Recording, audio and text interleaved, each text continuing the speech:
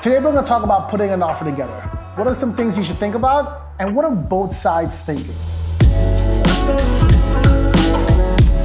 When it comes to putting together an offer, purchase price is probably the most important thing.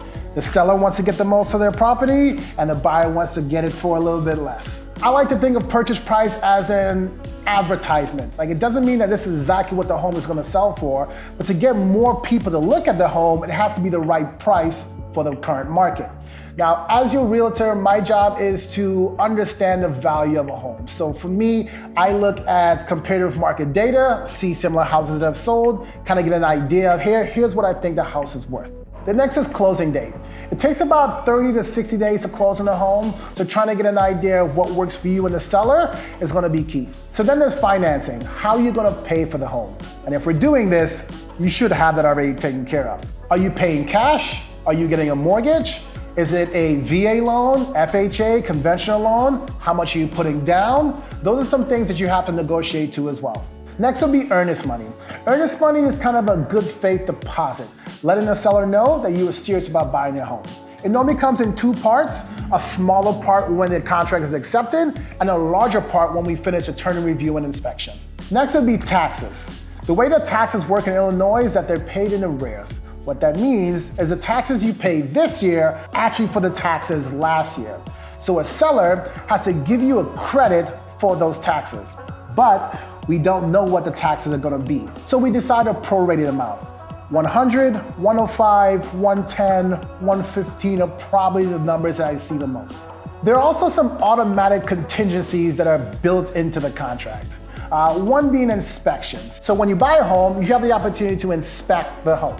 The inspection contingency says if there's anything wrong with the home, no matter if it's a light switch or something huge, you can walk away. There's a few ways you can tackle inspection. One, just do a standard inspection. If there's anything wrong, we'll kind of discuss it in turn and review.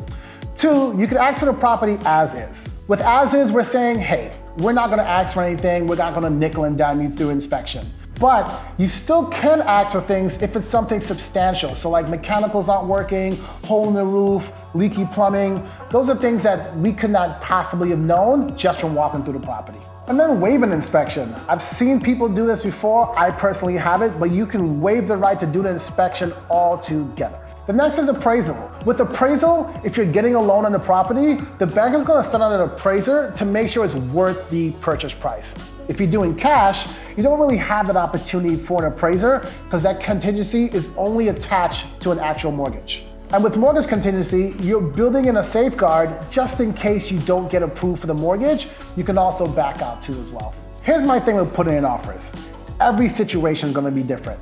Your motivation, the seller's motivation, the market, how many people are actually interested in the place, all those things are gonna make a difference. And depending on those things, sometimes you gain leverage and sometimes you lose leverage. I'll give you an example of how different situations can change your offer.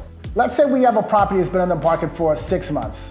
We have a seller that needs to sell their place because they're buying a new one. You have more leverage as a buyer. You could probably offer a lower price, ask for more things in inspection, have a longer close date. You have more leverage there. Let's say there's a property that's been on the market for 1 day and there's an open house with a line around the corner and they let us know we have multiple offers due by Monday, 12 p.m. As a buyer, you kind of lose a lot of leverage. You might pay a little bit more for the house. You might find yourself waiving a contingency or two because you really want that home. So your motivation, the seller's motivation, really dictates how this offer is going to be put together. My biggest thing is you cannot negotiate with yourself. We can go back and forth on what we think the best thing is, put in an offer, start the conversation, see how it goes. And of course, having someone that's a strong negotiator helps too.